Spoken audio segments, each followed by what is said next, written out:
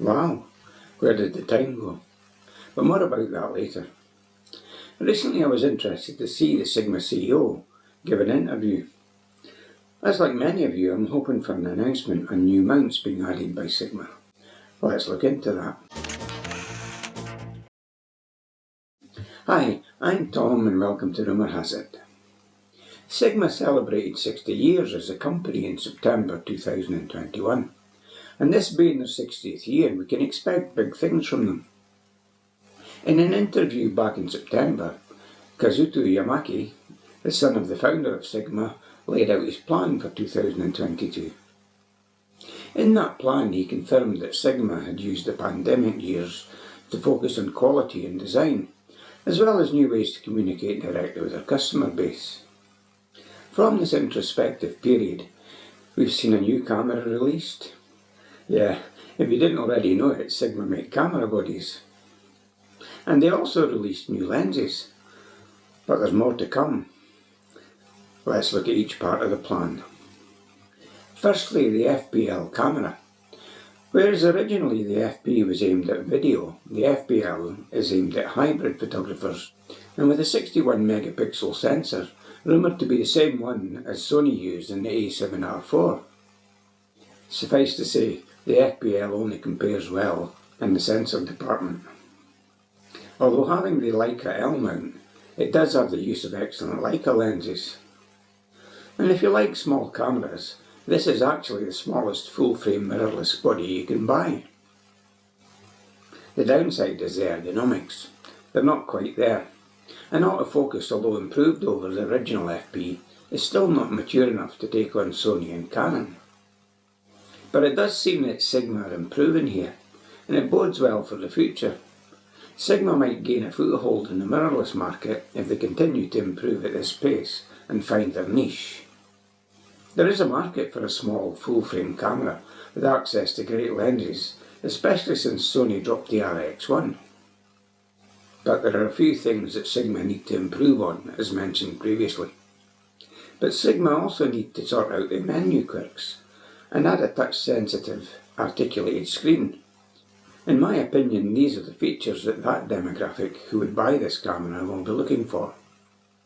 Secondly, the new prime lenses. The I-series of fast f2 and f2.8 lenses are available on the Sony E mount and of course the L mount. And they've been well received. The attention to detail can be appreciated, and the quality of materials used is faultless. Recent reviews by Gordon Lang and others have been complimentary, with a focus on how they compare with the equivalent Sony lenses. Spoiler alert. The Sigma lenses are more affordable, and although they need more profile correcting, the end results are very close to the Sony lenses. Gordon has commented on my videos in the past and did briefly subscribe, although he no longer appears in my subscriber list, sadly. I highly recommend his reviews. They're extremely thorough, and I'll link to his Sigma lens review in the description below. Now let's look at what will come next in 2022. In the September interview with Cine D, Yamaki was asked directly about third-party lenses. The question raised was specifically about Fujifilm support, and Yamaki answered that they were seriously looking into supporting the X mount. This will be a significant development, as currently Sigma have no support for Fuji. I'm sure the thought of getting access to those contemporary and sport lenses will have many XT owners queuing up with their money in hand. Yamaki did, however, point out the difficulty in making third-party lenses. They're limited by the lack of in-body lens profiles. We know how heavily recent lens designs depend on lens profiles to correct them. Just look at the RF 24-240 from Canon. I'm sure many photographers still prefer an optically correct lens, as opposed to an AI manipulated image. But it's likely that band is getting smaller, as AI manipulation seems to be taking over the industry. But what about RF lenses? After all, Canon are currently number 2 in terms of mirrorless full-frame volume. Surely Sigma must have their sights on that potential market. Sony are still top in the full-frame market, helped largely by having cameras at each price level.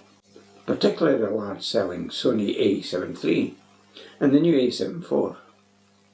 But Canon will soon have the RP replacement and a second full-frame body sitting below the R6 coming later this year. So maybe those positions will be reversed. After 8 years at the top, Sony might finally get dethroned when the Canon juggernaut catches up. So when will Sigma announce RF support? The rumours are certainly picking up, but it's difficult to distinguish between desire and rumour. What we do know is that Sigma have confirmed at least one new mount will be added in 2022. But will it be Fujifilm or Canon? Or hopefully both? And now for some channel chat. Apologies for the gap in videos. I've been busy building up my new imaging system for my astronomy hobby. It's a completely new setup with lots to learn, and I'm also learning a new processing application, which has taken up a lot of my time recently. But I'm also making a conscious effort to try and avoid making a video just for the sake of it, i.e. not something just to fill the gap. I'll make a video when I think I've got an angle, or if the news and content is worth covering, or when I have the materials pulled together for a subject I want to cover in more detail. I do have more videos in the planning, and I'm working towards getting content for those. There will definitely be an astro-related video about the rabbit holes and pitfalls you'll encounter going down that route as a photographer. It's a huge subject to tackle, and I might have to cover it in more than one video to do it justice.